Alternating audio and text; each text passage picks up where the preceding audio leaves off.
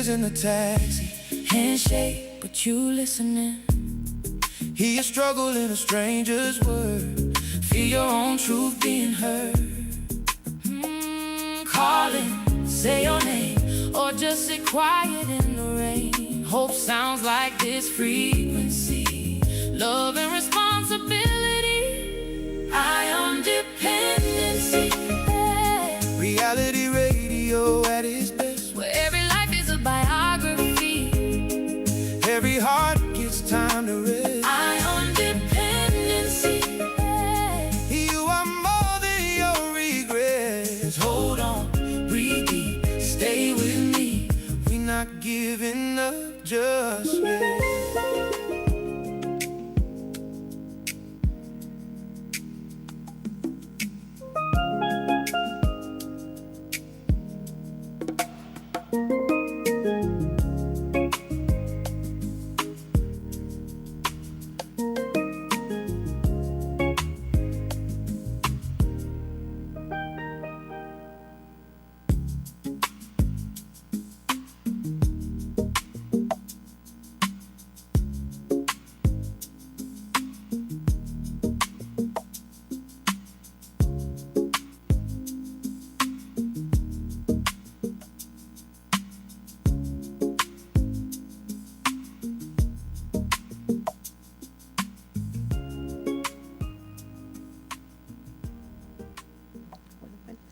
Good morning, welcome to Iron Dependency. I'm Natasha. And I'm Garth. Good morning, Trinidad and Tobago. Grand rising to those of you who are listening to us in Trinidad and Tobago and the Caribbean and of course in North America. We thank you very much once again, you usual supporters. And we ask once and we give thanks to the Almighty for bringing us here this morning once again to share knowledge with you. This program this morning is intended to reach those in the legal profession, those in the justice system. Of course, this will fall under the Ministry of Social Development and National and Homeland Security. Yes. And so this program is intended to reach the police this morning as well. As you know, it's part of our mandate, apart from substance abuse and its related ills, there's a connection. There's always a connection somewhere. And this morning, we are trying to connect the dots so that, let's say, we're starting everyone off with a clean slate. Maybe sometimes people who are put to take care of these institutions and execute what they're mandated to do, sometimes they fall short, let's admit. But then remember, there are also victims. There are people waiting on answers. And there are people who are like a wound-up toy facing a wall. That's how it feels for some people sometimes, especially survivors of domestic abuse and its related ills. So sometimes we do fall short. This program this morning is to just guide you and to see if you can make life easier for a citizen. That's it. That's basically it. And so those who this purview this falls under, this program is for you this morning. Natasha? And yes, and also for the victims, people currently living under these very horrible circumstances, and the survivors, of which our very special guest today, Akenna Cyrus, who is no stranger to independency by now. She's been on our program several times, and we are happy to have her here again to talk through some of these issues around how survivors navigate life, and in this case, the legal system, to really rebuild their lives, because based on the abuse that they may have suffered, it's especially onerous when you leave a relationship, or when you separate, when you divorce, if there are children involved. for you to have a sense of what's next. How are you going to navigate your life from here on in? How are you going to repair and heal from the abuse you suffered? How are you going to maintain the health and wellness of your children if you have them? All of those concerns, and basic things like how you're going to feed yourself, clothe yourself, where you're going to live. Those things are basic human needs that are exacerbated when you are leaving an abusive relationship. So we are very happy to welcome Akenna Cyrus again on Thank you so much, And Natasha. before we and, begin, good morning. Akenna is, as you all would remember, or some of you who are hearing up for the first time, is a survivor of domestic violence. And for some time now, doing our research, Natasha came across these stories where a court would grant a divorce, but have the couple living in the same dwelling place. Yes. And which we find to be very crazy. And I would not want to live like that. Who wants to live like that? There's a line drawn in the home, and you have two people who can't stand each other any longer and want to be distanced from each other, but they still would grant them the same residence to stay The in. court kind of forces them to Yeah. repair the relationship, which is clearly broken.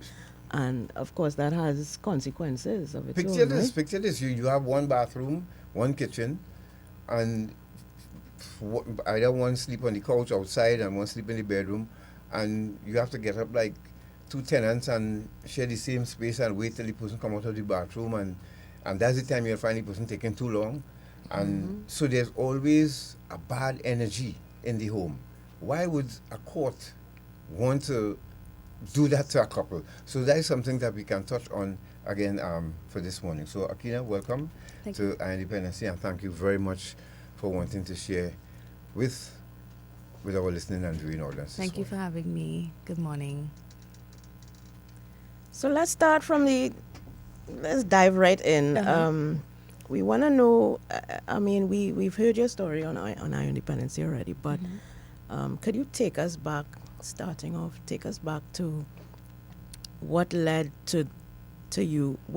you into the legal process around divorce and maintenance, and what the experience was like for you personally. Okay. I've been here before, so I share the story. So listeners, they can always visit your YouTube channel to check that out. But so I was a survivor of domestic violence. So in saying that, you would get that the relationship was quite violent.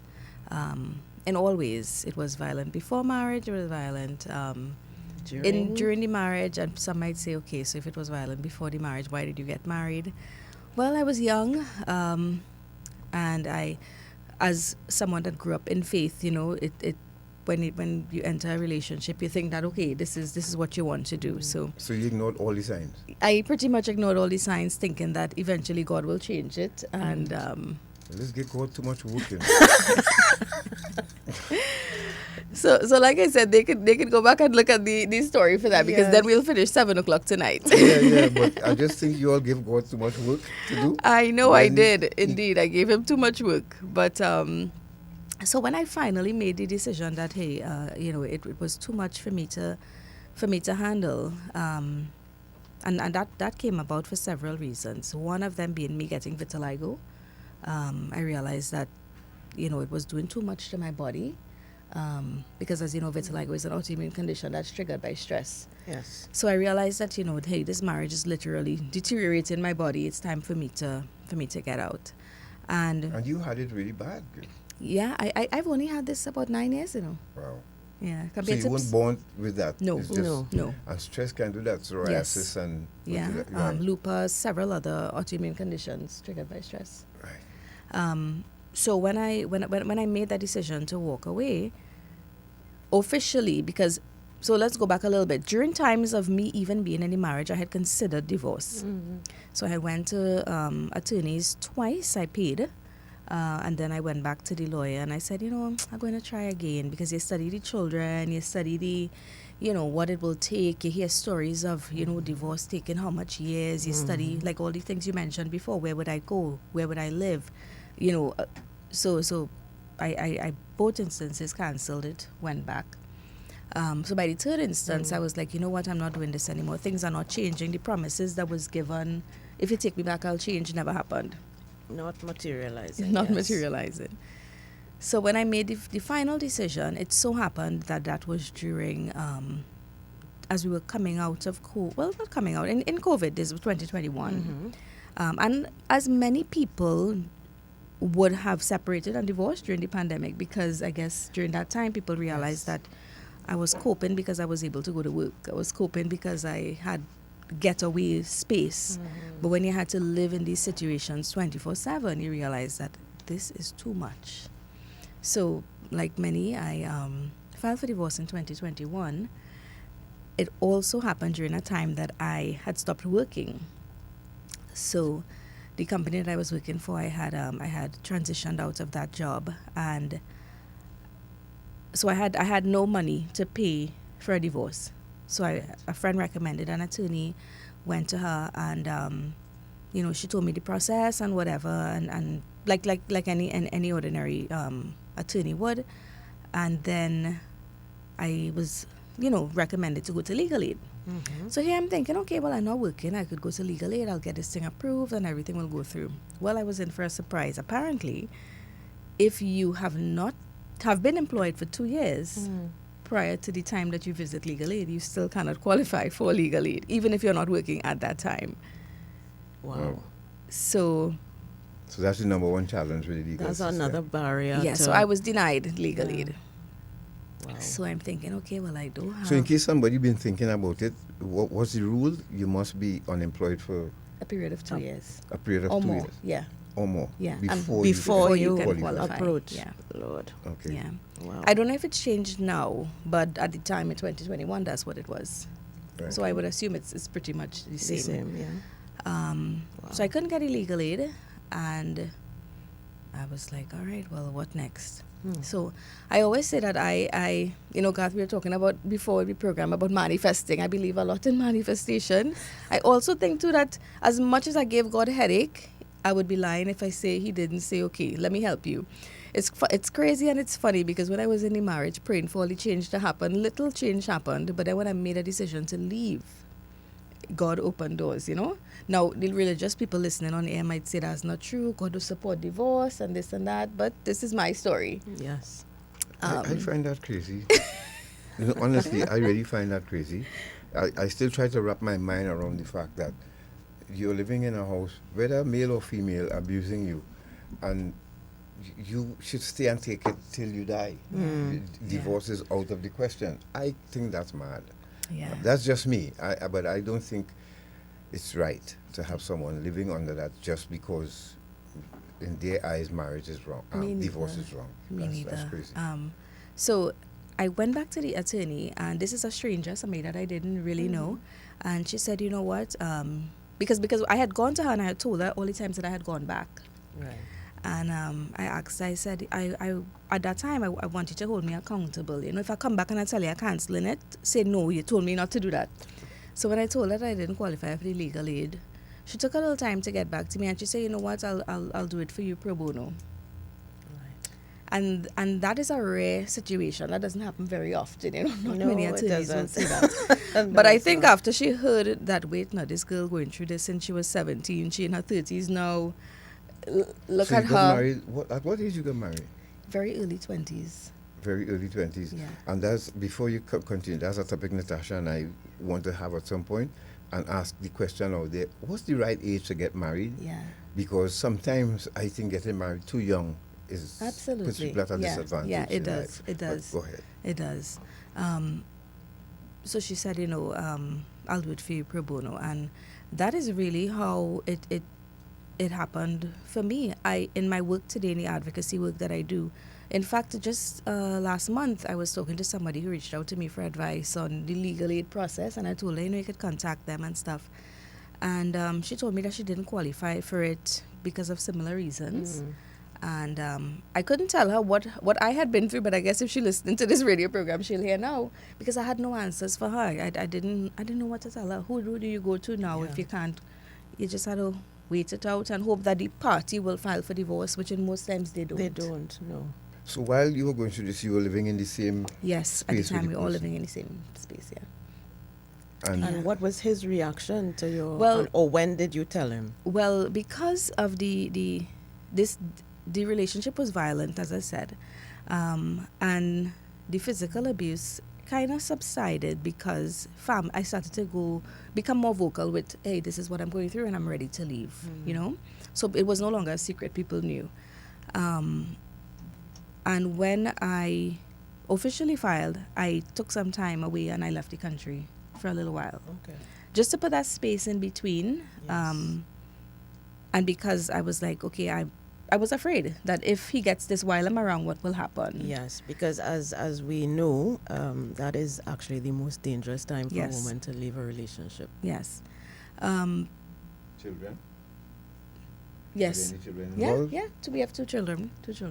Okay. So when I left, some time passed. Without going into too much of that side, because there are some things that I don't want to share for to save the contention. The individual said, "Hey, if you don't come back, I'll say you kidnapped my kids. Bring them back." So we had to come back to Trinidad, and my attorney advised, come back and just go through the legal process properly. And one of the things that I'm glad I did, I filed for full custody because I realized that this would be, if I don't do that, then my entire life would be controlled by using the children as a tool. Yes. You can't do this because of the children. You can't do that because of the children. Yep.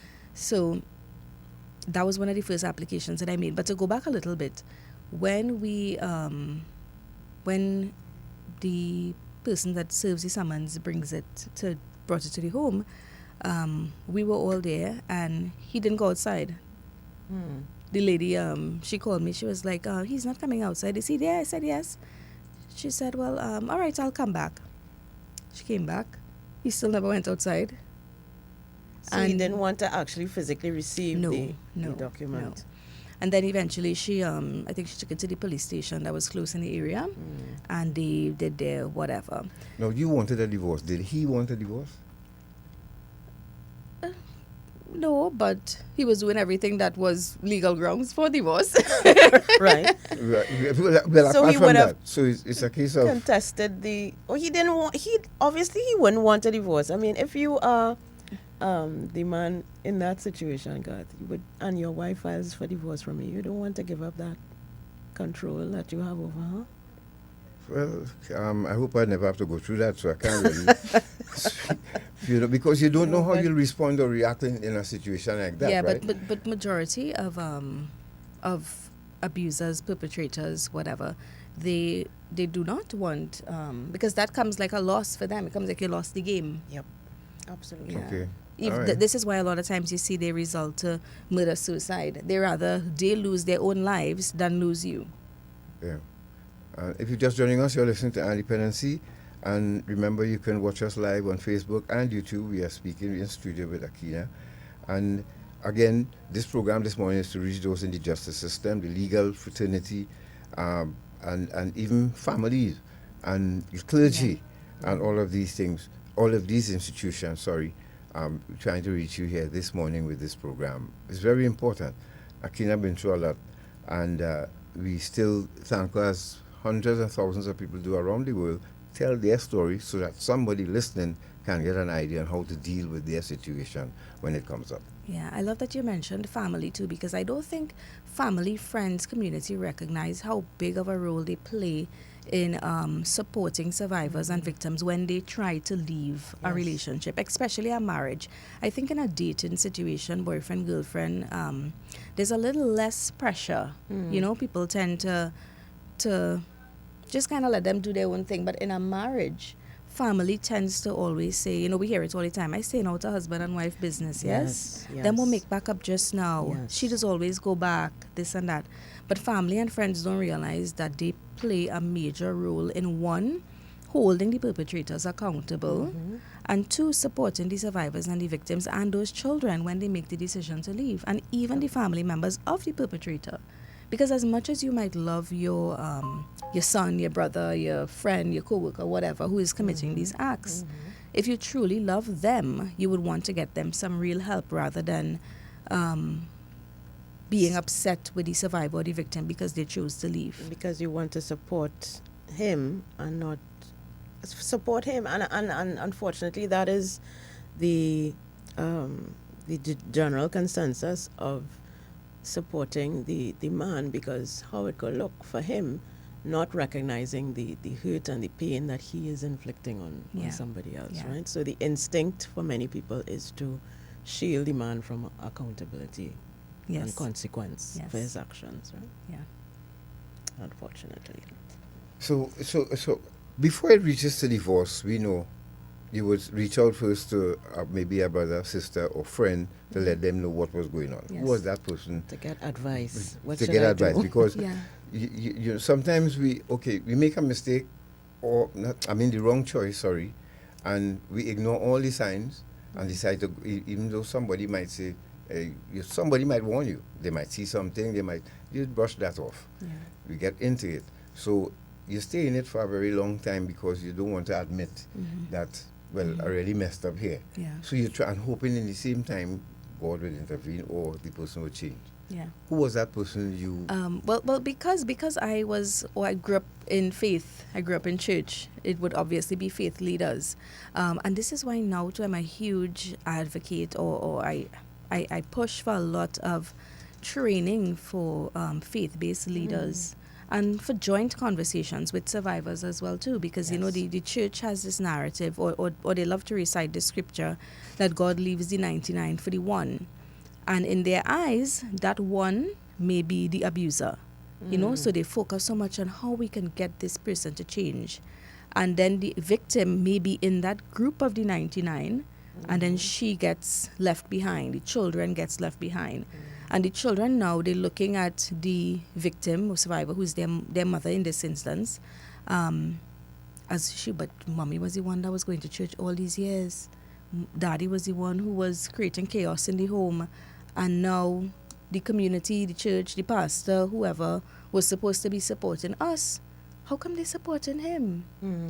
But it's because it's embedded in the nature and the vocabulary of the church. But I can speak to the church, I can't say of other faith groups, but in the church, to go after the one and leave the 99. And as I said, the one sometimes is the person who's doing the harm.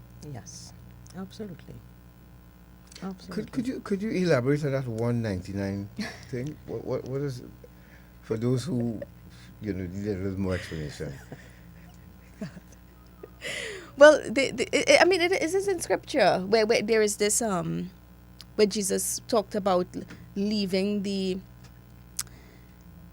where God will not leave anybody behind. Okay. You know, so if the 99 people are the ones that are following God, he would embrace you, yes, but he would leave those and go after the one to bring them back to make it 100, you know? Understood. And that is a good concept, but the way that it's applied in the church, in religious spaces, sometimes, or I shouldn't say sometimes, a lot of times, the one would be the person causing the harm. Now they're doing it with good intentions.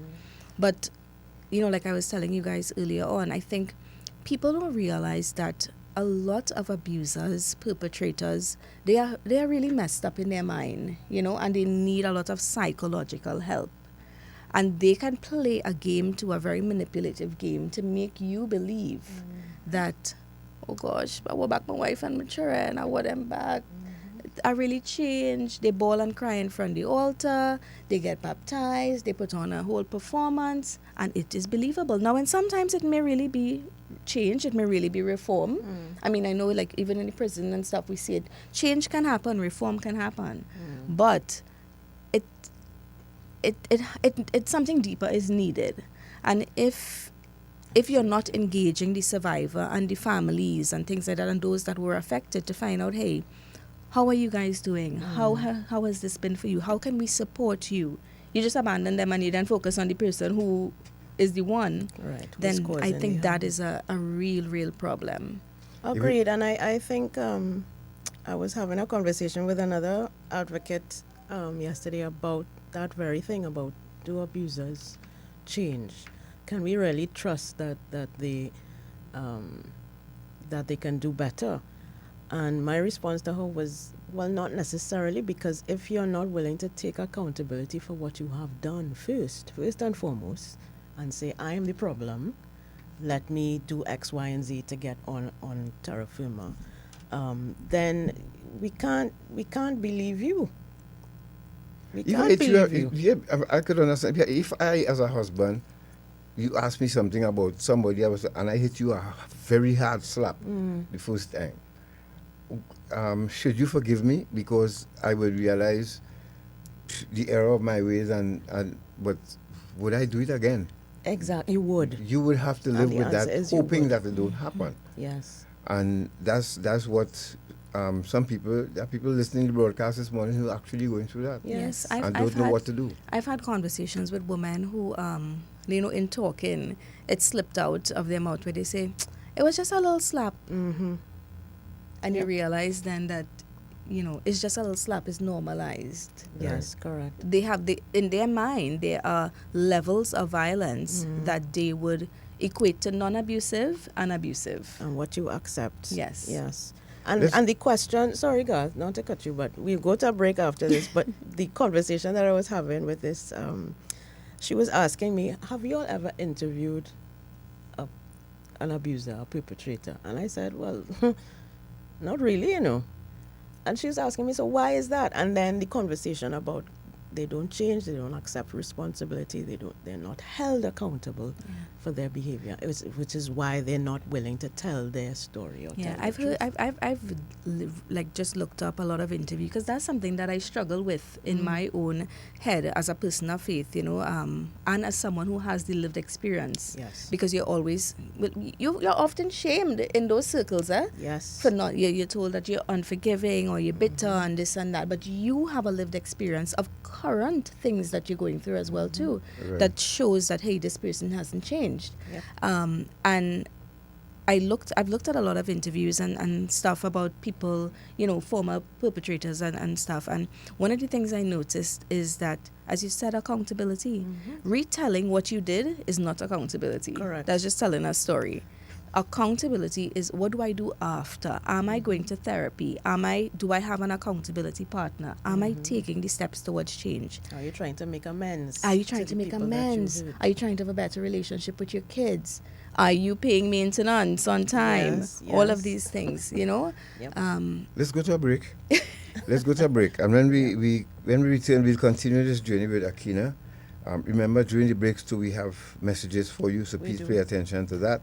And remember, please, folks, like and subscribe to Independency on Facebook and YouTube. Let's get to 15,000 now, or let's have it on Facebook, and then let's boost that YouTube channel. Remember, it costs nothing to like and subscribe and share. Let's get people in, and let's go to a break. We'll return with Akenna.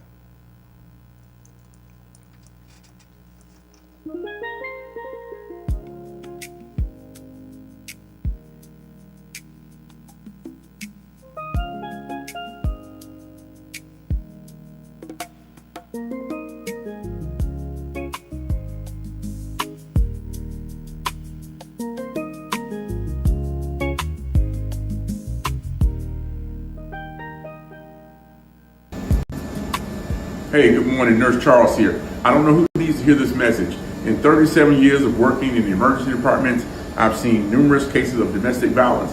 But ladies, let me be clear. I have never seen a man who gets physical or shows any type of violent aggression towards a woman change. There is no recidivism in this. They will not change. So either you make the decision to move forward, or you can expect your jaw to be broken. You can continue to have twisted arms, dislocated shoulders, and in some of the cases, it ended up being fatal. So when a person shows you who they are, believe them. Therapy is not appropriate for domestic violence. I go to this training, I pay for this training, and the couple that we were observing, there was domestic violence. And the therapist said, well, he was obviously upset when he pushed you. Did you ask him what made him upset? I almost came through the camera. And then did you talk to him about his feelings? Did you ask him what happened at work? This is a training for other therapists. Ow. And Wait a minute. And I was in the chat like, this is inappropriate. This is domestic violence. And they said this is an outside issue. That means that it has nothing to do with what they're in therapy for.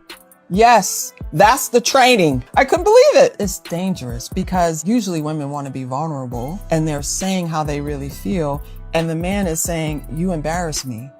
Why are you telling people our business? He'll spin something in his mind about something that was said and he's going to take it out on you or them kids or those pets. It's unethical because I'm putting you in harm's way. What is it going to do for someone that has the view that women are less than? What am I going to do with that? How am I through talking going to help a man understand that you don't put your hands on women? They feel entitled to do that. Men that have these issues, they don't change. They don't change. You have to leave. That's it.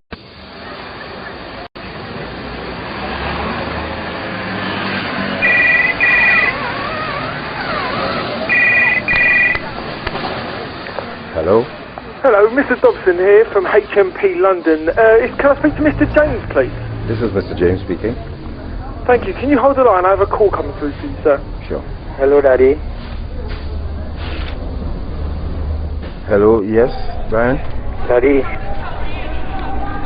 I'm just calling to tell you that locked up in the UK for drug trafficking.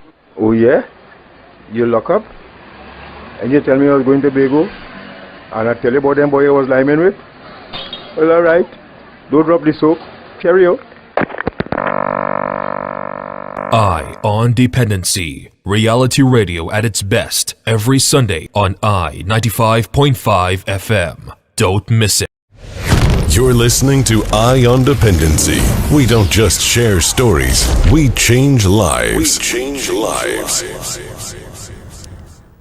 Welcome back. Thank you for staying with us. This is Eye on Dependency, and you are joining us or seeing us live on Facebook and YouTube. And if you're listening to us on I 95.5 FM, we thank you for spending your Sunday morning with us. We are in studio with Akenna Cyrus, who is a survivor. She's an author, also an author, mother, entrepreneur, and all of those things.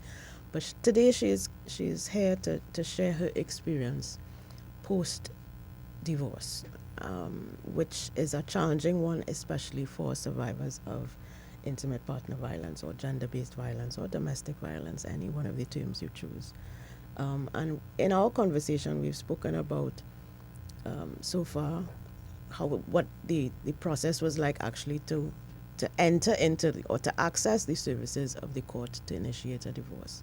She has told us about some of those challenges.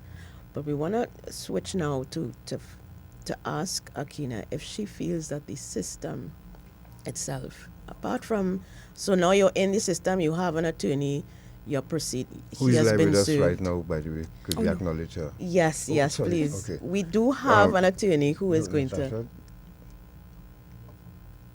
Okay, go ahead. We'll sort that out after you get a break. All right. Yeah, sorry. Go ahead. So yeah, we want to find out how you felt the system understood, if they did, the realities that you were facing as a mother, a survivor of abuse in a marriage, living in the same house with this person, going through a divorce with someone who obviously does not want it. Do you think that the court took your reality, your lived experience into consideration during this process? In a quick and honest answer, I'll say no. And I think several things contribute to that, because I don't think that no is unique to me. One, I think the system is extremely overburdened. So cases, stories, real situations, real families have to be treated as numbers in a system sometimes. And to go back a little prior to this, I had no experience of what anything in the court system was like. Yep. So Yep. I didn't know what to expect. I didn't know what you call a judge. I didn't know how you say good morning. I didn't know. And then now it's in a virtual space now. Yeah. So you log on and you're like, okay, what do I expect? What is expected of me in this setting? Yeah, and I remember the first day being very like, what? all I said was good morning. And I thought that when you log on, because you see it on TV, like you get an opportunity to share what you've been through, and they would ask you, and no, nobody asked anything. And yes, documents are submitted beforehand, but even when you log on, like you realize too that sometimes they don't even get a chance to read it before. Because the system is so overburdened. Sometimes document gets submitted late. They're now going through it, and it's a very weird emotional thing to experience, because here you are in front of people that are going to determine the fate of what the next couple of years for your children might look like, what the next couple of years for you would look like, and you don't even have an opportunity to say peep, or but again, like I said, several things could contribute to that, and one of them I think is because the system is so overburdened. The second thing I think that contributes to that is I don't know if survivors are given space to share the realities of what they've experienced. I know I've heard from many survivors and victims that they were told or advised to not mention the abuse because it makes them look bad. It makes them, I don't know if you've ever heard that before. I have. It makes What them do you mean not look, to mention the abuse? I don't understand. because it makes them look emotionally unstable. Who? The Makes who look? victims. The victim. Yeah, you're told it goes in, and I think So then why are you seeking a divorce then? well, that I believe that came about, and we could talk to the attorney about that. But I believe that came about because some people would have used it, like they'll come on and say he was abusive to me. That's grounds for divorce. Yes, at times, and sometimes it's not the truth. But for the victims or survivors who are telling the truth, which more times is a larger number. Yes. When you're told, hey, don't mention that, or when you share paragraphs of what you've been through, and then you don't hear it mentioned online. And as I said, this is not unique to me. I've spoken to several survivors and victims whose abuse was never brought up in court. So because then, hold on. I'm even more confused now, because I'm not with you, but the system. Yeah. Okay. Yeah. So if my wife is beating me up, I have scratches, I have videos, I have WhatsApp, I have audio, I have all of that to prove that I am being abused. You telling me that will be ignored because it will make the person well, it wouldn't be ignored, but it's somehow positioned that when you are online or when you're in front of the judge, that's not the forum to bring that up in. Jesus. And I don't know why. Again, I'm not a professional. I may be wrong. It may have just been my experience. But as I said, I've heard from several survivors and victims. So have I. And I've even heard of instances where the man in the situation has contested the divorce on those grounds, on the grounds that he does not want that evidence of his violence towards her to be on the record. Well, a big part I forgot to mention, and I know Garthy would be quite intrigued by this. So, as I said, the individual didn't want to receive the summons, but when he did, he then filed for divorce to counter file.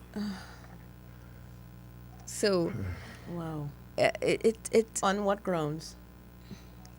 I can't remember, but I think it was unreasonable. It was to live with me. It was no longer, rather than just saying, you know what, you filed for divorce, let's settle this. Right. Yeah. So I guess there's an advantage to being the claimant, petitioner, rather than the defendant in that case. I don't know if there is. I guess we could ask the attorney that. Yes. I don't know. So did you produce any evidence that you were being abused? Physical? Yeah, and later down the road, unfortunately, which was one of because I know the other parts, Natasha, you were going to ask is what was some of the things that I didn't expect. Yeah. One of the things that I didn't expect and one of the things that I didn't want to happen were for the children to get involved. Yeah. And of course, this entire, it took me, 2021, my divorce was only finalized this year. Wow. Wow. So it took 5 years, 4.5 to 5 years for everything to be completed. Wow. But then how do you not take into account that children are involved. So Yeah. obviously this person, and you said you also filed for full custody. So this person he's not fit to be a husband. So clearly he can't be fit to be a father either. Yeah, because there were instances, and I think I shared this on the last program that I was in, and I shared it in my book as well, where my children had to defend me. My eldest daughter, thankfully she's an adult now, but she had to step in front of me to protect me and things like that. So one of the things, to answer your question, that I didn't expect or didn't want, I should say, was for the kids to have to speak up. Yeah. But eventually, them sharing their side of the experience without me being in the room helped me to get full custody, because when they were willing to hear from the children. So they heard from them, they heard their side, and Okay, so that eliminates the wife making up these stories yes. once they hear from the children. So yes, which further traumatizes the children, because course. why can't you just believe what the woman is saying? Why do you know you need to ask the children to validate what is being said? no, I can understand, because there are some people, as much as we like to deny it or not pay attention to it, there are people evil enough out there to actually go the distance to even say, look, this man I caught him molesting my daughter. Yes. Just so that they could make get stories, you know, there are people who make that stuff It's up. true, yeah. So so now I can understand Yeah. why it would be difficult to really grasp everything that you say. But once the children witness, so these children are witnesses, sort of like Yes. material witnesses Yes. there. Yeah. Okay, fine. Now I understand. Yeah. It's rough, but because you would take your time and document everything A to Z and submit it, and then nothing comes up, and you asking yourself, well, why am I not being believed? Yeah. And okay, Or being heard at least. yeah, You know? no, but and I understand really. It further re-traumatizes you as a survivor, you know, as a victim, because it's like, so why do I have to prove that I went through this? Why do I have to, you know, I mean, in my instance, there were a hospital record for an incident. It was a hospital and a police record for an incident. I never had to bring it in or submit it. It didn't reach that far. But in some cases, people, they don't have anything. So even for the survivors or the victims that are listening in, that might be planning their escape soon. Yep. And I hate to use the word escape, but that's what it is, planning their Yes. exit. You know, I always advise people to start documenting things, start taking pictures, find a way to hide it, maybe email it to yourself, create a fake email, you know, because it will come up and you will need to have some sort of evidence. Tell people so that people could say later on, yes, she did tell me in 1975 that this happened. Yes. Now, when you went to the police, how did the police deal with it? And if you're just joining us, sorry, you're listening to Independency, and we are speaking with Akenna. She's telling us about the process after divorce, or some of the challenges still she faced, and I hope that it will help one of you out there who going through the same thing. Yeah, The police, how the did police, they deal the with police involvement was in the relationship. There was one instance I went to the police after I had filed for divorce. So let me go back to in the relationship. So while in the relationship, I remember one time the police had to come over because a neighbor one of my neighbors, she was in one of the protective services as well. She listening in. I know she sent me a message to tell me good job. She came across and she told him, if you ever put your hand on her again. You know, so I started to get community, because like I said, I started to share, right? Yes. She brave too, Yeah. but I mean, she had the powers vested in her to at least intervene. Yes. Right. And that very same evening, the police came, and one policewoman, she called me outside, and she told me, she said, he reminds me of, this is a police officer, she said, he reminds me of my husband, and I want you to know, don't go back there. Oh. I didn't leave right away, but that always stuck with me, because here is a police officer admitting that she in a situation like that and telling me, do not go back there. Yep. Eventually, when I left, and I had no real reason to go back to the police, but there was once that I did. I had decided that it was too much for me to stay living in the home, because we're going through the divorce and the contention keep happening. You know, we button heads. When the vehicle pull up in the yard, everybody run upstairs. You know, it was a very uncomfortable experience.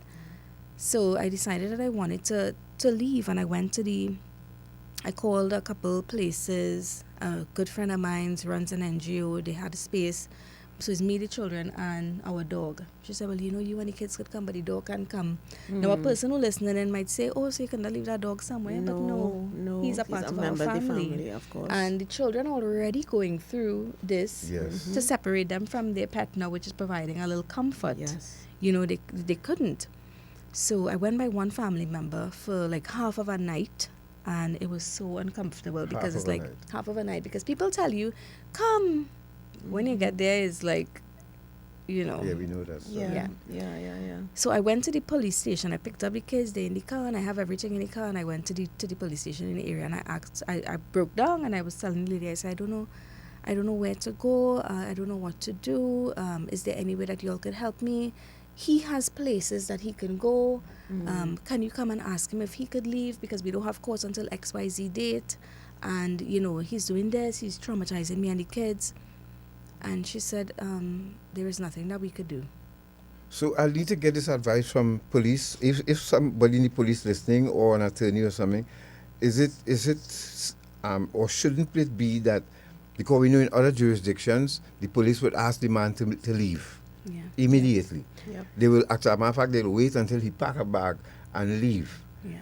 Does that apply here, or can that happen here, or is there the person's right, even though they're the abuser, is it their right to stay in the residence even though the wife feels uncomfortable with children? Well, at the time, because the property belonged to the two of us, it was his right that he could stay there.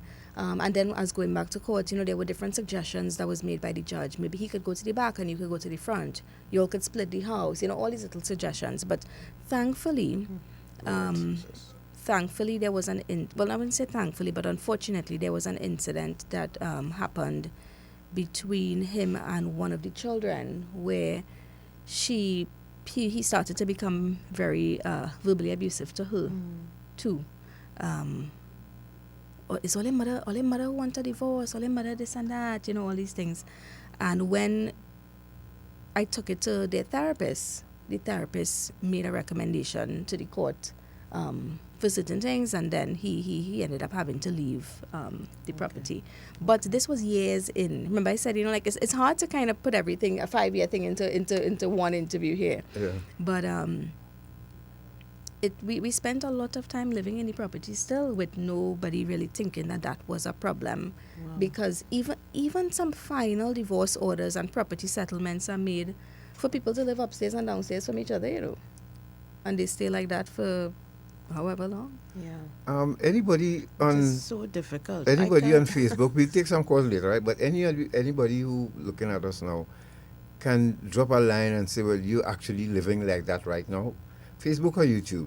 Just let us know how this is a therapy session going on here for those excuse me, who going through this, and what did you do? Because I am telling you all this.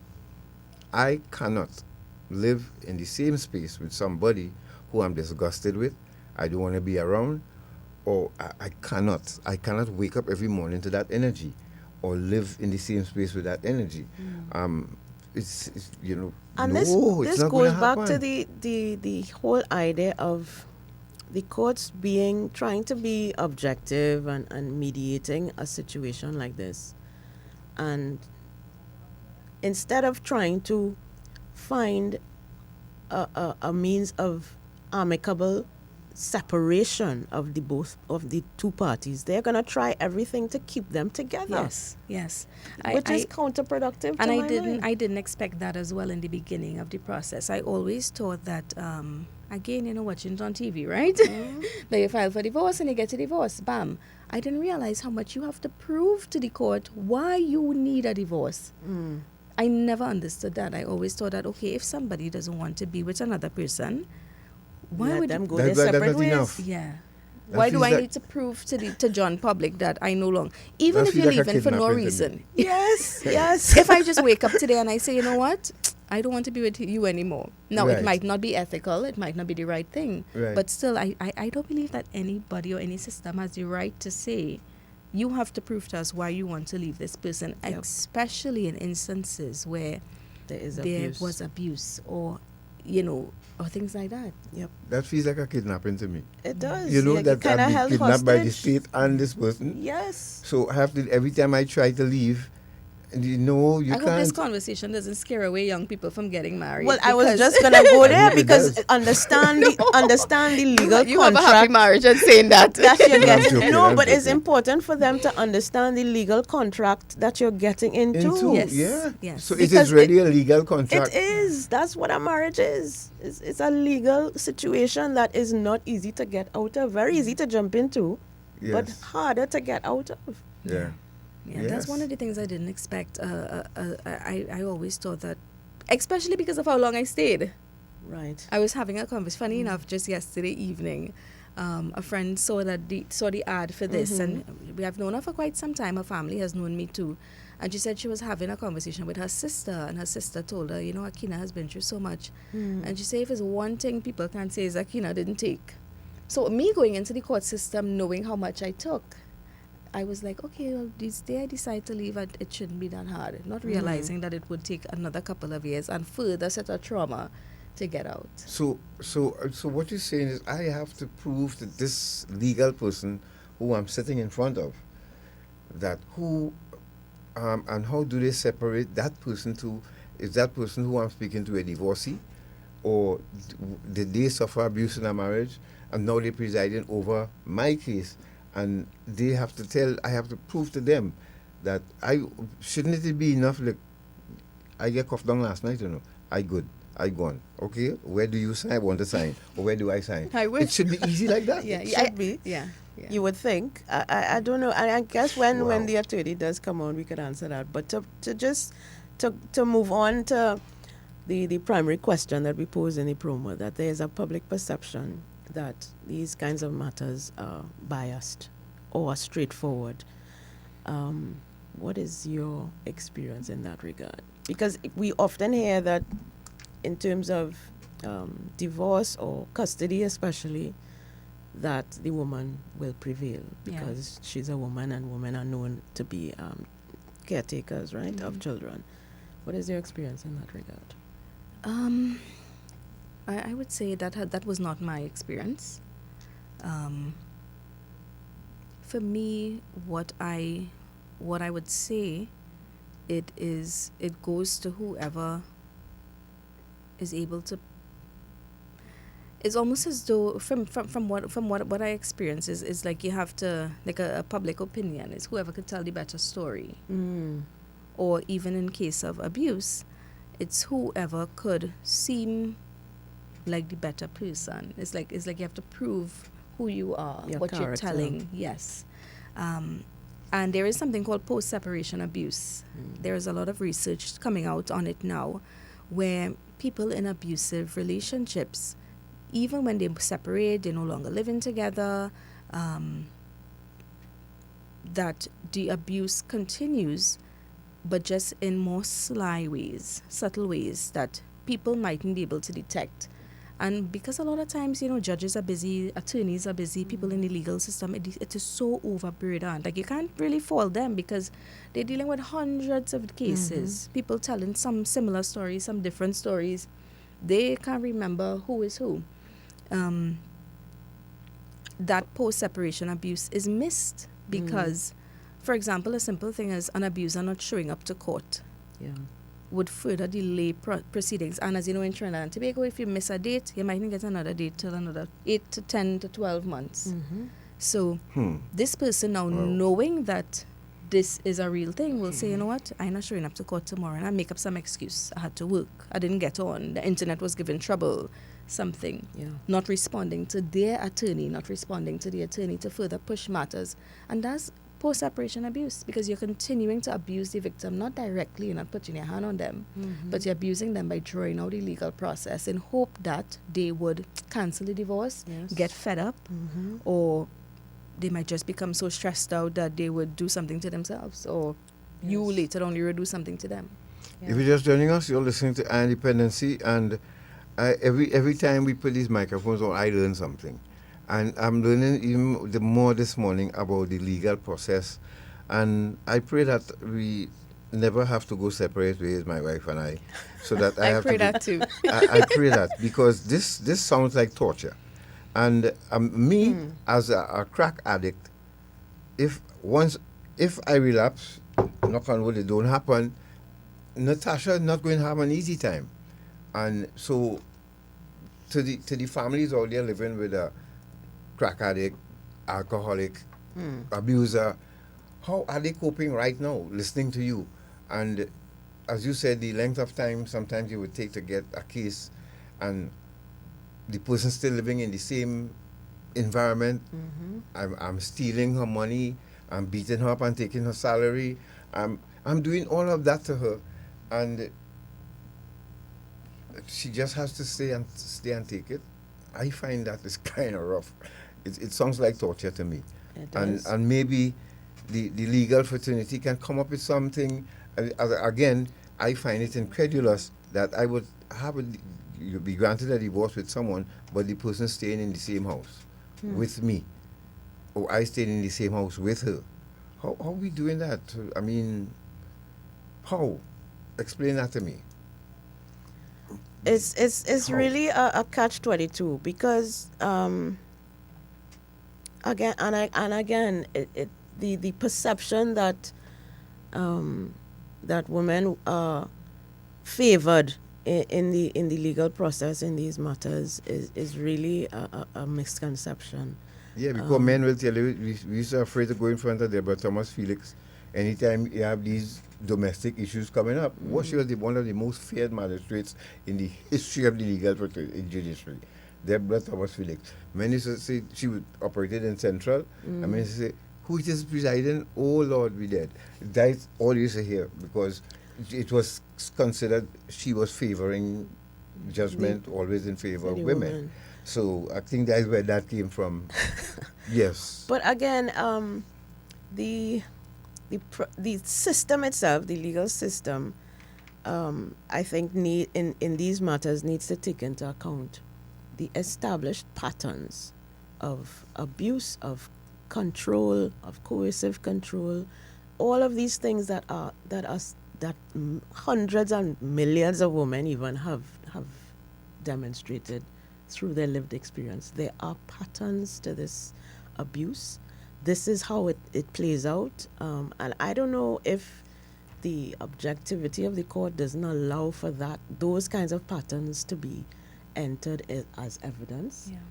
But to me, I would think that by now we should have a grasp on what abusers will do to maintain that level of control, because that's really what it's all about at the end of the day. I don't know.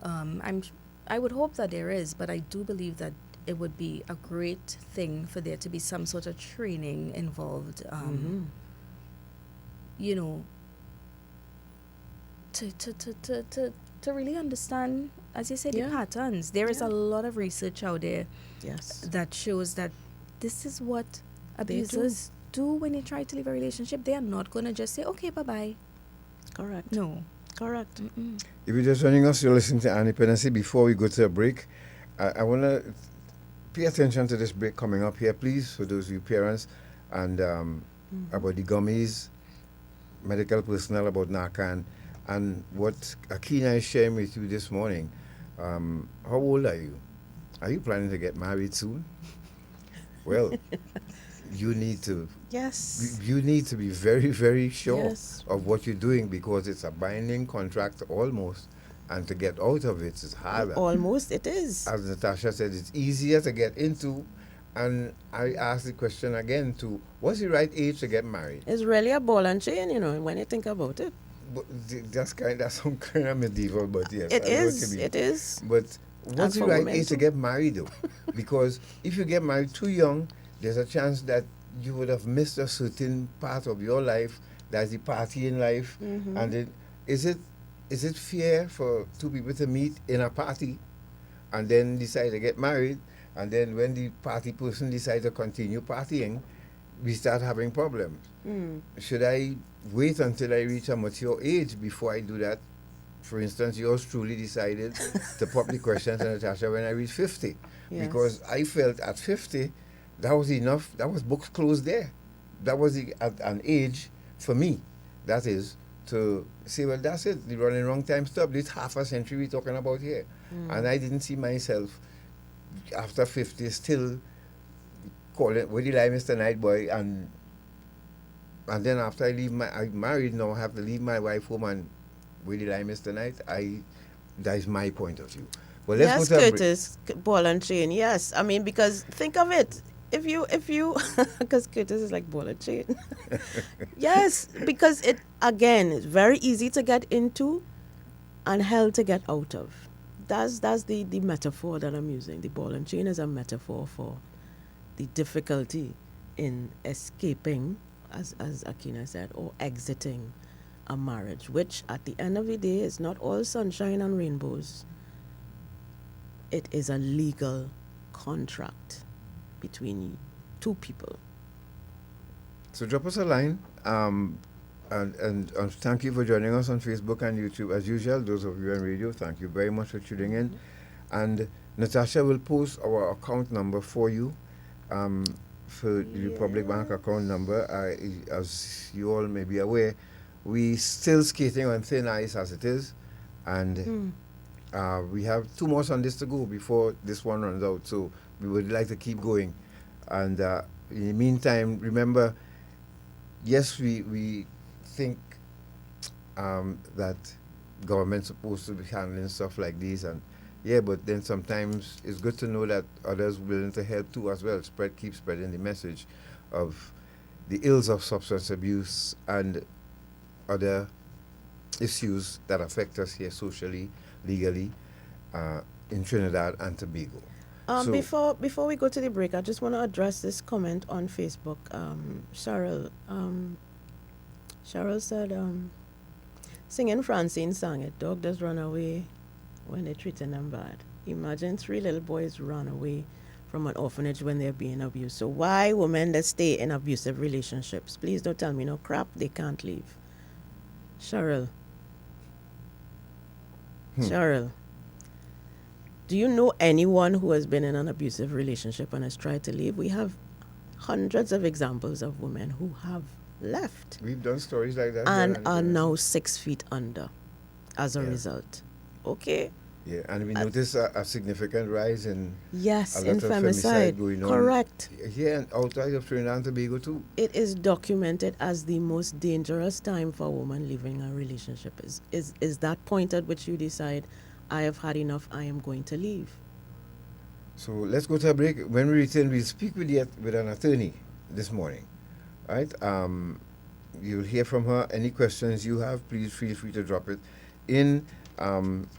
Lily said, family supports demand more. Example, a husband abusive verbally, wife fed up, went back home, and the mother calling the husband to come back for his wife.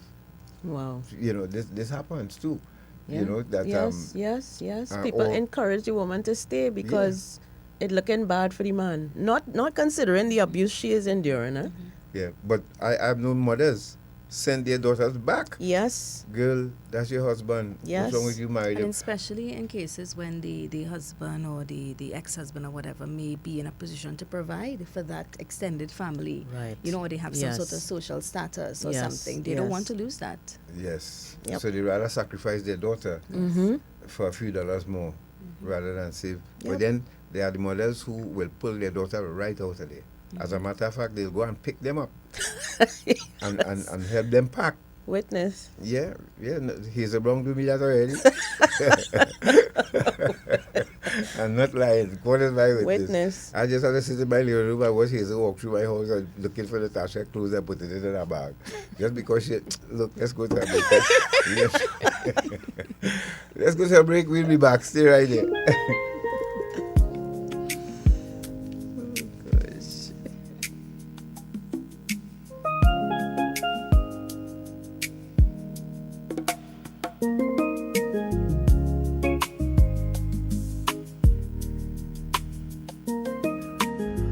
Most people think this right here is nothing, but this can land you in the ER. 21-year-old female takes 2 of these Delta 8 gummies, each being 300 milligrams, within about 15 minutes of each other. That's 600 milligrams. Let me give you perspective. A person can feel effects from a gummy with THC from 10 to 40 milligrams. So what does 600 do? Tachycardia, palpitations, feel like her heart's flip-flopping, chest tightness, shortness of breath, absolute panic, anxiety kicks in first, paranoia. She starts to lose her ability to move around like she normally would. Extremely anxious, dizzy, can't walk straight, vision's off.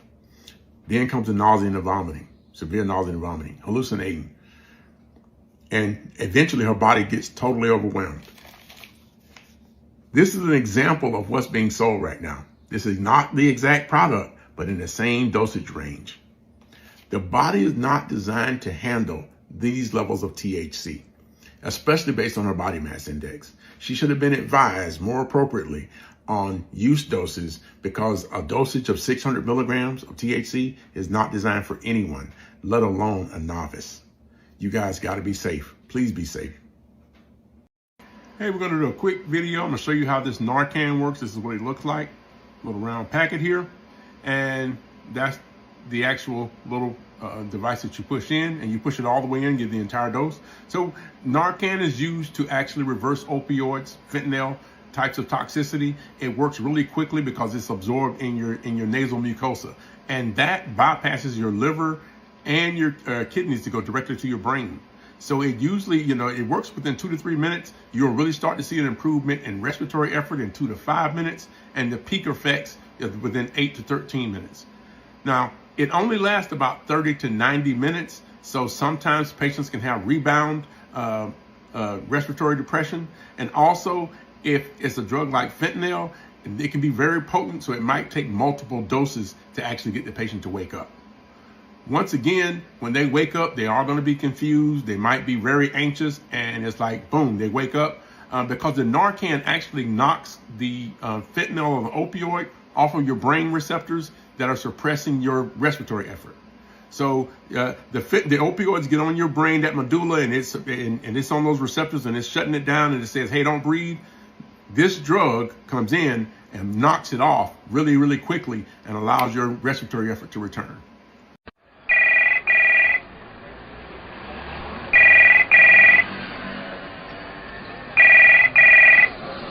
Hello. Hi, this is Patricia Kent from HMP London. Can I speak to Miss Sheila, please? This is Miss Sheila. Hi, I've got an important call for you. Please hold the line. Mommy, it's Sherry. Oh God, Sherry, we looking for you all the time. 3 weeks now. Where you going? Mommy, according to tell you, I get locked up. I had drugs in my luggage and I'm in England right now. In jail. Oh God, Sherry, what? What you do? How you reach there? Oh God, how we gonna do? Oh God, Mommy, don't cry, don't cry, don't cry. It'll be alright. Sorry, I'm sorry. Eye on Dependency. Reality radio at its best every Sunday on I-95.5 FM. Don't miss it. You're listening to Eye on Dependency. We don't just share stories, we change lives. We change lives.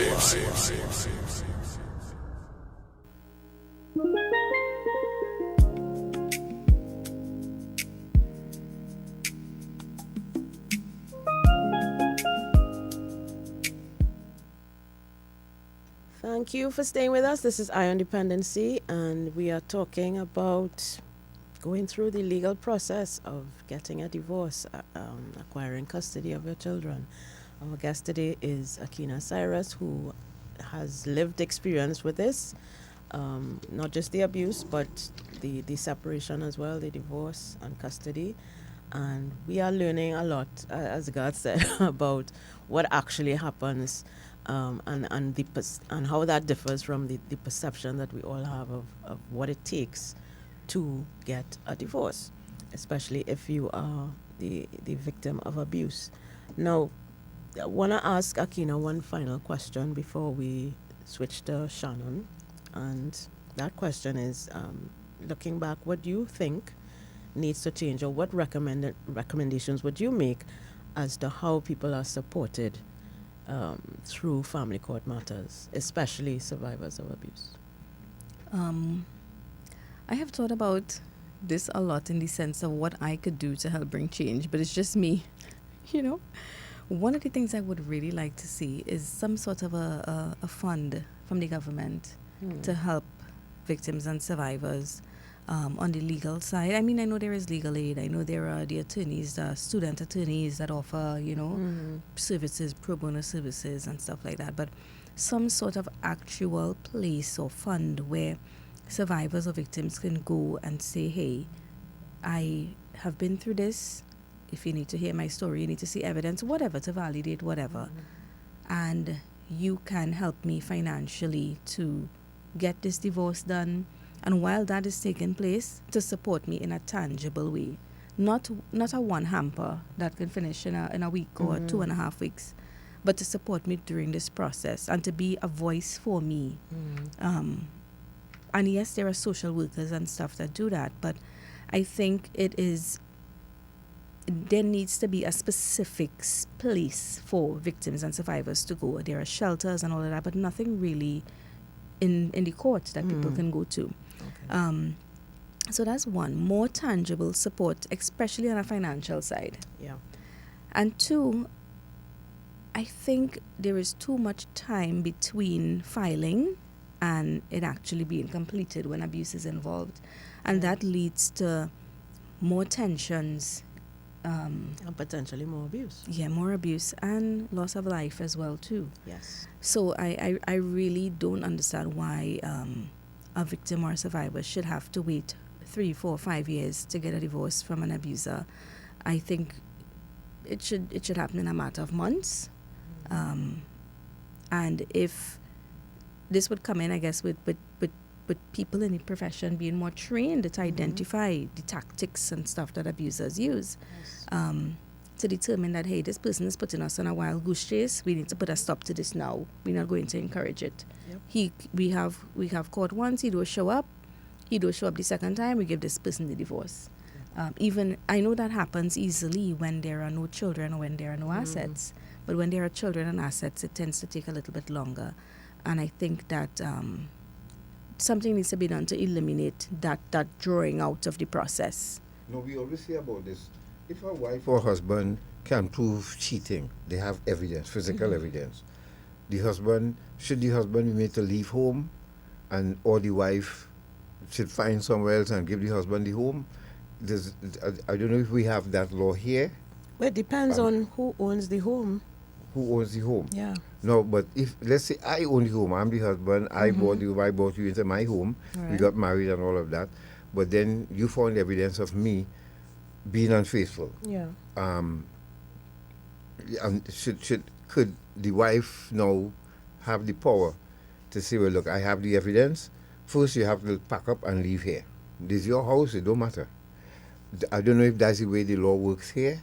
I know in some jurisdictions it does. In my situation, it wasn't. I mean, we could pose this to the attorney, and through just supporting survivors and stuff that I know, once you're in a marriage, whether it was yours at first or yours after, it is both parties now, unless you have a prenuptial agreement. Yeah.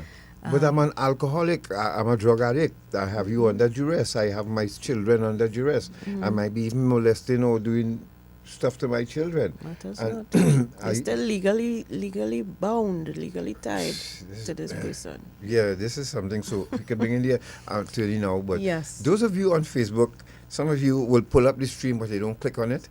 Is it possible you can do that for us too as well? If you pull up the screen or the feed, you can click on the link. And remember, those of you in Brian morning, to Suzanne and not seeing Rosemary from Brooklyn this morning, but she's there. Oh, she's here, Rosemary and Annette and everybody else, Allison out there, those of you who are living on the outside and continue to join us on a Sunday, we thank you very, very much. And like I said, Natasha will post the account number so that you all can support us. Please subscribe to the channel, especially YouTube, but the account there is available. As you know, as an NGO, we have to literally manifest funds, and we having some favorable discussions with this new government, and we looking forward to a renewed friendship or relationship with them as an NGO to continue to educate you.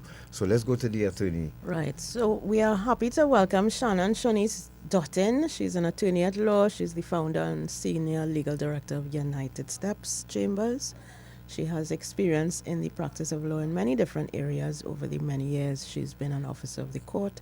She has advocated in civil matters, both claimants and defendants, won legal matters for parents seeking legal custody of their children, and has operated in corporate matters before the court and obtained justice for the oppressed in proceedings of domestic violence. We are very happy to welcome Shannon Dottin to the program to add some real content from an actual officer of the court about the topic that we're discussing. Good morning. Good morning to you all. It is a privilege to be before you this morning, Natasha and Gas. And this morning, Akenna, thank you so much. Thank you for being here. I know you have been listening, so we're going to jump right in. Tell us first about this perception that women benefit more in divorce and custody proceedings. What does your experience actually show? Sure. First of all, before I go that direction, let me just say, let me just clarify a few things before, if you all don't mind, before we Sure. actually We were get hoping to you would that do that, part. yes. Yes. Right? So, Akenna, first of all, let me say I commend you for the strength to even be able to share your testimony, because not much women have gotten to your point of actually sharing your testimony that others can benefit. So I commend you on that. And your attorney who would have represented you pro bono in the divorce, I'm also grateful that you would have found counsel in life when that time when you needed it most, right? So I would say, as it pertains to the direction, I will take it twofold, right? And in that twofold, I would say when she spoke concerning the evidence before the court, as in the abuse, and the abuse therefore is being curtailed and it's not placed before the court in the way that it probably should. So what I would say is that the evidence is placed in your petition. And this petition is now placed before the judge who will peruse your matter.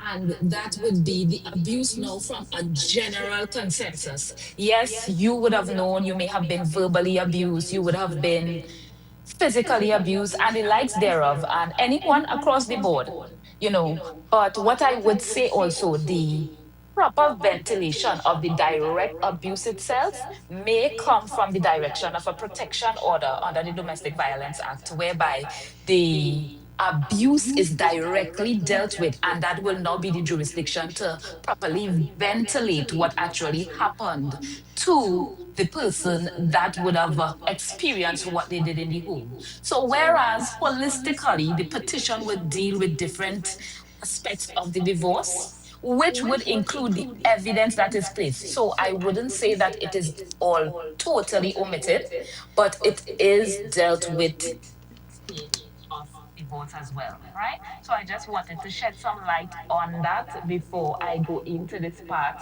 concerning the question that you would have asked.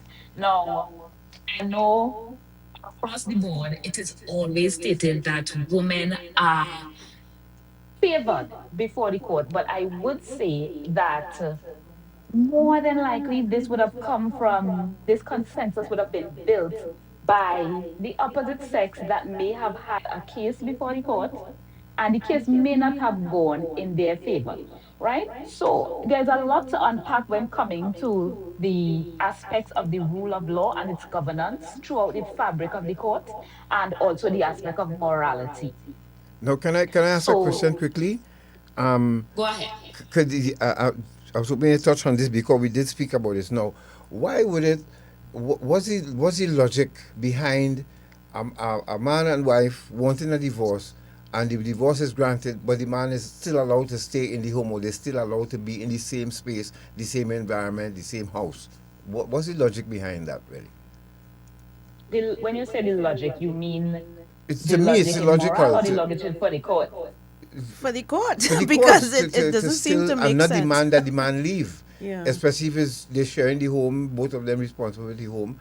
But why What not would be the separate? thinking What would be- behind Yeah. insisting that they stay together rather than separate? And they can't stand each other. So, They, you know, so the aspect of that is what I would really like for us to remember is that at the end of it, the court would still observe marriage as an honorable thing. Yes, they approach to actually dealing with the aspects of what caused them to present themselves before the court is dealt with. But the honorable thing for marriage, the rubric that would be followed is to ensure first that there are irreconcilable differences. And as much as they both have their experiences, remember the judge was not there, and the judge basically is reading the story now from a piece of paper, right? For want of a better term. So, in light of that, the judge would now have to take the consensus that here's what marriage is still an honorable thing. Let us deal with it from that pathway first, and then get into the meat of the matter thereafter. So, in the no, home, man, no, while Ball they and are chain, there, ball and no, chain. God, no, no, so no. I Yes, understand no. when Natasha, Referee. when you said ball and chain, wait, hold on, God. When Natasha said ball and chain just now, it took me everything to hold myself together, right? Right? So, no, wait, hold on, God. All So, right. in the home, remember the judge will still now have to utilize not just the law, but discretion in that moment of actually seeing what is the best decision to make here. Although the public or the couple may not be in agreement at that moment, the judge still has to operate within the jurisdiction that is handed to them. Right? So, So, in so doing, look, and I remember she asked, you all were speaking previously about basically, okay, so who owned the home now? If it is, if it's the man owned the home, and the man was the one that was misbehaving, or the woman owned the home, and the woman is the one that desires for the man to leave. Now, prior to the 1st of January 1937, the law would have made correction to this quote unquote should I say this philosophy that women are favored before the court. Because prior to the 1st of January 1937, it was so that in favor of women that they could have hold dispose of any property that they would have acquired, whether before, during, or after. And it's still before the court, she'll be treated as what is called a sole femme, as in she's treated as an unmarried woman. But prior to that date, it now sees where the operational law has come into play, whereby it's now treated across the board, as Akenna would have mentioned, that the property now belongs to both husband and wife. If it is that property settlement has not yet taken place before the court in the proceedings, the court is still at large as to making certain decisions where the property is concerned. What would be best is that whomever is the victim in the marriage, it would be wise to now put measures into place that will better suit your circumstances in the moment, to have safeguard for yourself, your kids, or whomever it may be in the home, away and separate from the abuser, knowing now that the matrimonial home will now be in a position of contention before the court. all right. So, reading between the lines, what you said is that the person presiding over my case will still leave us in the same environment, hoping that we reconcile and maybe give them a chance and see if they will change their mind. That's what you're telling me? No. If that is the case, and you put me back in the same environment, like I said, I'm an abuser, I'm an alcoholic, a gambling addict, crack addict, beating up my wife, and so if I happen to unalive my wife now, my family could sue all you. My family should sue the court because I wanted separation, but you forced us to stay together.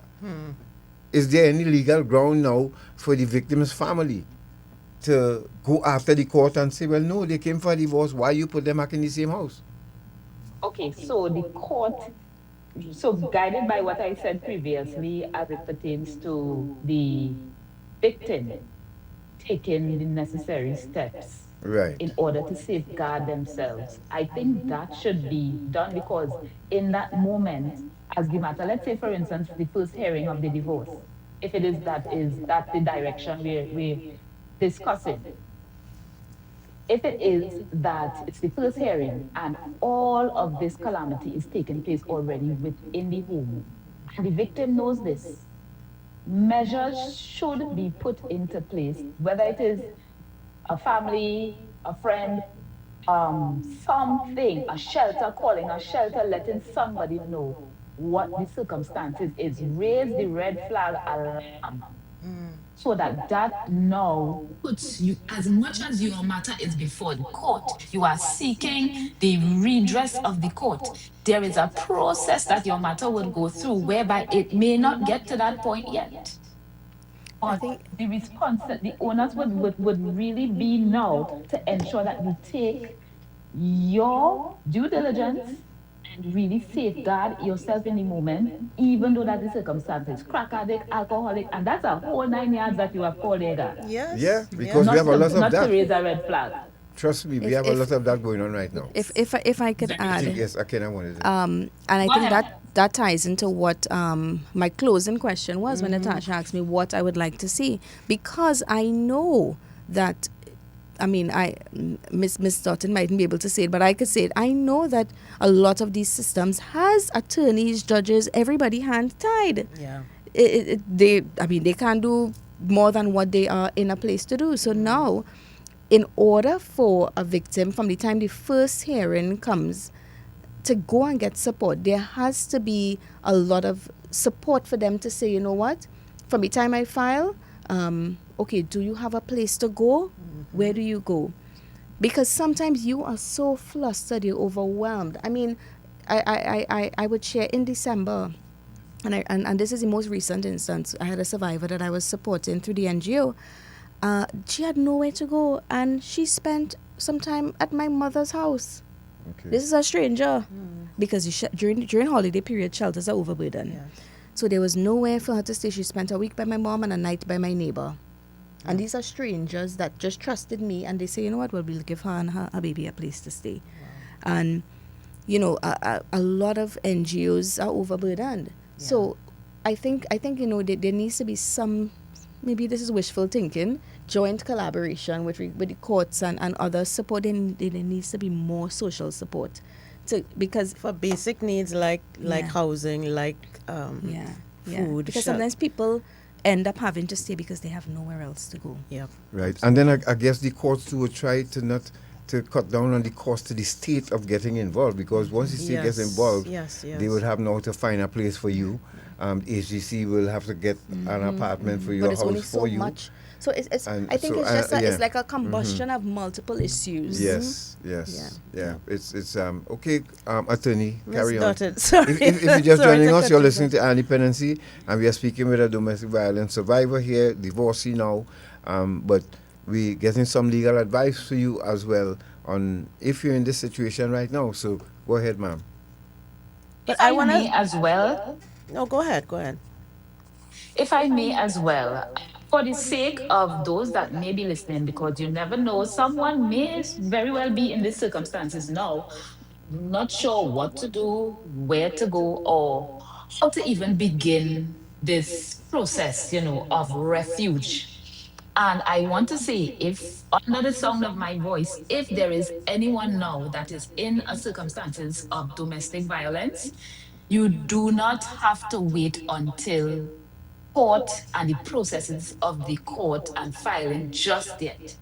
If it is an emergency, you can call 800 SAVE, that is SAVE, that is in Trinidad and Tobago, that you can actually get immediate assistance for whatever circumstance you may be presented with at the time, right? So I just needed to get that out there as it pertains to the aspect of domestic violence and also the abuse in marriage.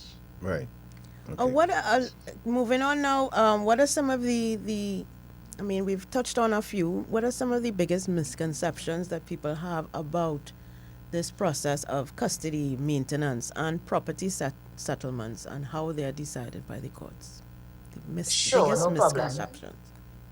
One I would say is, and tie back to the question that you would have asked previously concerning the favorable outcomes for females. I would say that that perception is very much wrong, especially in what I have experienced in cases that I've dealt with, one, and also speaking to the fact that each matter before the court is different.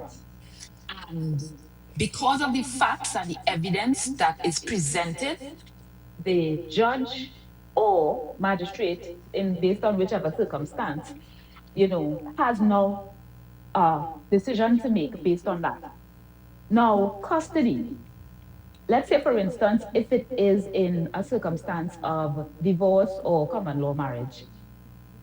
In so doing, if it is that the kids under 18 are in the care and control of the mother, let's say, right? The one that they mostly think is favorable. In so doing, as the mother being the one that is in the care and control of the kids, would it not be that there would be certain needs that has to be met for the upkeep and the care of the children, in which the court will now have to put into place? Consequently, that may come at the expense of the husband's or the father's pocket. And that expense sometimes seems like, should I say, a malicious outcome, even though it's their kids. And the thing with that now is they would now grasp and now make their own concept and carry that. And we know misconceptions are very easy to spread. Very, very easy to spread. Negative is very easy to spread. But what I would say, and especially of late and in my matters as well, I am seeing now that the board and the playing field has now become level, because we now have fathers that are stepping up before the court and are filing for custody of their kids when they are seeing that the mother is not playing the role that she is supposed to the kids, especially at paramount stages of the children's life. Right. So recently, there are now an influx, I would say, because it's more than before, to the point that the judges are even commending the fathers for actually coming forward and having consideration to be able to file for sole custody of their children. Right? So I would say that is a misconception that needs to be dealt with, where, I mean, certain aspects, like when we have forums such as these and we have listening ears of, someone who may have taken that misconception as law, that now they could hear a different perspective, especially from myself being before the court and seeing the difference that now plays a part in, our society for today. Yes, thank you for that. And that is encouraging to hear, even though I would like to dig a little bit deeper. We wouldn't go there right now. But it's encouraging to hear that fathers are indeed stepping up in that regard. I don't know if they're doing that.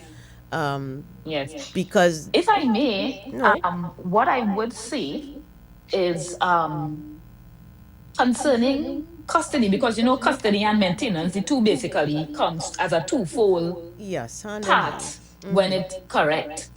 So, and as it is now, another part I see of the misconception that happens as well is that because